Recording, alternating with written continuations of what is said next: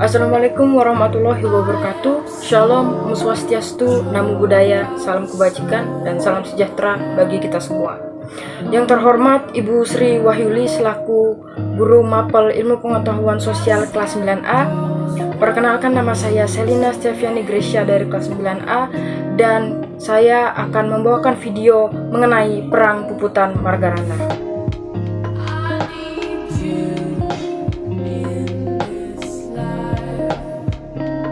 Teman-teman pernah dengar nggak sih Perang Puputan Margarana itu apa? Karena riset mengatakan bahwa 99,9% teman-teman belum menyimak penjelasan tentang Perang Puputan Margarana dari video ini yang dibawakan oleh saya sendiri, Selina. Jadi Perang Puputan Margarana itu seperti apa sih?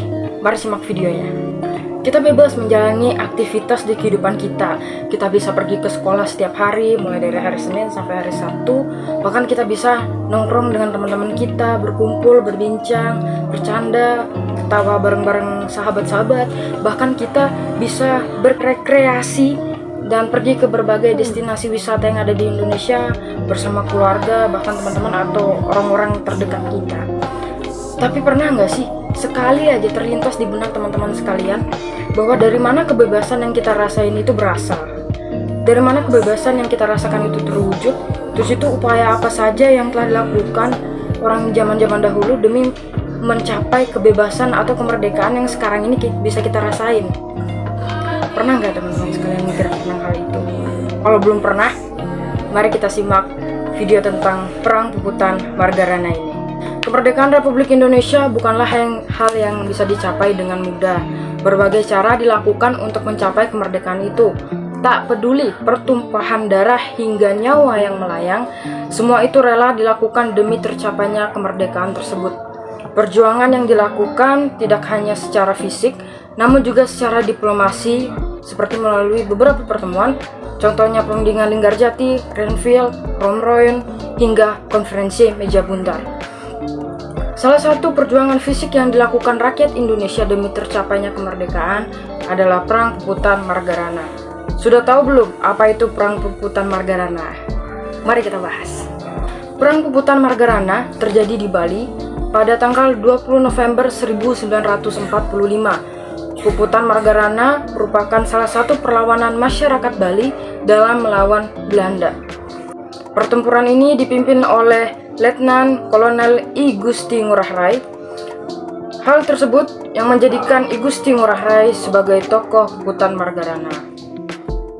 Dan dalam bahasa Bali, puputan berarti perang yang dilaksanakan sampai mati atau hingga titik darah penghabisan. Sementara itu, Margarana mengacu pada tempat pertempuran yang berlangsung, yaitu di Kecamatan Marga, Kabupaten Tabanan, Bali. Latar belakang Puputan Margarana diawali dengan kedatangan kembali Belanda setelah Indonesia merdeka. Belanda tidak hanya datang ke Jawa, namun juga datang ke daerah-daerah lain termasuk Bali. Kedatangan Belanda di Bali awalnya hanya untuk melucuti senjata tentara Jepang. Namun, kedatangan Belanda banyak ditantang rakyat Bali dan para pejuang kemerdekaan Indonesia. Dan dari sinilah awal mula terjadinya pertempuran-pertempuran kecil antara pejuang Bali dan Belanda. Belanda kemudian mengajak berunding melalui surat dari Letnan Kolonel J.B.T. Konik kepada I Gusti Ngurah Rai. Permintaan tersebut ditolak oleh I Gusti Ngurah Rai. Beliau menegaskan bahwa selama Belanda masih di Bali, maka pejuang dan rakyat Bali akan terus melawan. Perang Puputan Margarana dimulai saat Belanda membawa pasukan dan mengepung desa yang menjadi lokasi pertahanan tentara rakyat Bali. Kejadian tersebut di pagi hari pada tanggal 20 November 1945. Kejadian tempat menembak tidak bisa dielakkan lagi hingga membuat Belanda terdesak. Belanda kemudian mengerahkan seluruh kekuatannya untuk melawan pejuang Bali. Meskipun sudah dikepung dan kalah dari segi jumlah prajurit secara persenjataan, namun I Gusti Ngurah Rai dan pasukannya tetap bertekad untuk melawan. Mereka terus melawan demi menegakkan kemerdekaan Indonesia. Perlawanan tersebut mengakibatkan banyaknya jatuh korban dari kedua belah pihak.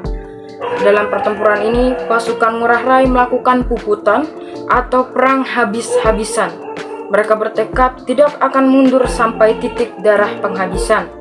Pertempuran berakhir dengan gugurnya Letkol I Gusti Ngurah Rai bersama 96 anggota pasukannya dan 400 tentara Belanda yang gugur dalam kejadian tersebut. Dan dalam mengenang peristiwa tersebut, maka didirikan Tugu Pahlawan, Taman Pujaan Bangsa di daerah bekas medan pertempuran, yaitu yang sekarang berlokasi di Kecamatan Marga, Kabupaten Tabunan.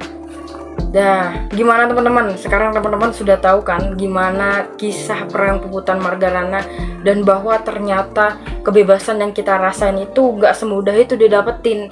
Dan bahkan dari perjuangan secara fisik, bahkan dari diplomasi, itu semua dilakukan orang-orang zaman terdahulu atau pahlawan-pahlawan terdahulu demi tercapainya rasa kebebasan dan kemerdekaan yang kita rasain sekarang ini, sehingga kita bisa menjalani aktivitas dan kehidupan kita secara bebas, aman, damai, dan tentram.